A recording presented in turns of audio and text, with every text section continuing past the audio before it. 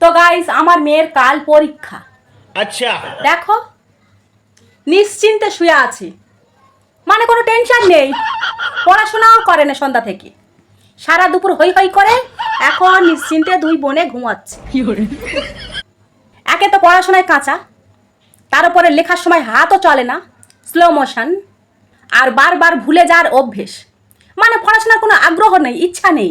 মাঝে মধ্যে আমার তোর উপর খুব রাগ হয়, একটা পড়া বারবার বারবার পড়াবো ভুলে যাবে। তোর উপর আমার এত রাগ হয় মনে হয় মেরে পিষে দিই।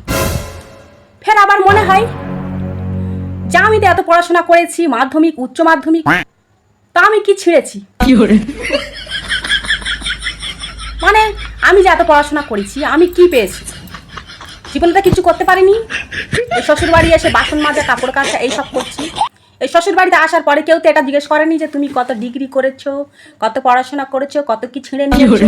সব এইটা জিজ্ঞেস করে তুমি কি রান্না করতে পারো, কিরকম ঘর সংসার করবে, কিছু শিখে এসেছো, তোমার বাবা কিছু শিখিয়ে পাঠিয়েছে, এইসব জিজ্ঞেস করে।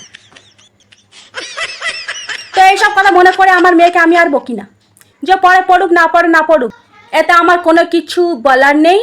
তোর যেটা ইচ্ছা সেটা করুক। আমার তো এখন মনে হয় যে আমার এই পড়াশোনা না করি রান্না বান্না শিক্ষা আসলে, একটু মানে ঝগড়া করা শিক্ষা আসলেই ভালো হতো। আমরা আগে স্কুলে পড়াশোনা করে ভাবতাম যে এটা আমাদের সব কিছু, এই শিক্ষাটা আমাদের সব, এইটা শিক্ষা পেয়ে আমরা অনেক কিছু করতে পারবো জীবনে। বাট কিন্তু এসব কিছু না, আমরা ভুল ছিলাম। এখন আমরা বিয়ের পরে বুঝতে পারছি যে সংসার জীবনটাই সবকিছু। এই রান্না বান্না করে লোককে গেলানো, লোকের খোঁচা মারা কথা শোনা, লোকের সাথে মিথ্যা কথা বলা, ঝগড়া করা, এই সবই সব। শিক্ষাটার কোনো মূল্য নেই, আর কখনো থাকবেও না। আগে আমাদের বেলায় শেখানো হতো এর বাবার নাম কি, তার বাবার নাম কি, দেশ কত সালে স্বাধীন হয়েছিল, ইংরেজরা কবে আমাদের দেশে এসে মারামারি করেছিল, কাটাকাটি করেছিল, এই সব শেখানো হতো। আল বাল ছাল পড়াশোনা এখনো শেখানো হচ্ছে, আর এতে আমাদের কোনো ফায়দা নেই। মানে ওই সব কথা ভেবে আমার মেয়েকে আমি আর পড়াশোনার প্রতি কোনো চাপ দিই না, আমার দরকারও নেই, ওরও দরকার নেই অত কিছু পড়ে।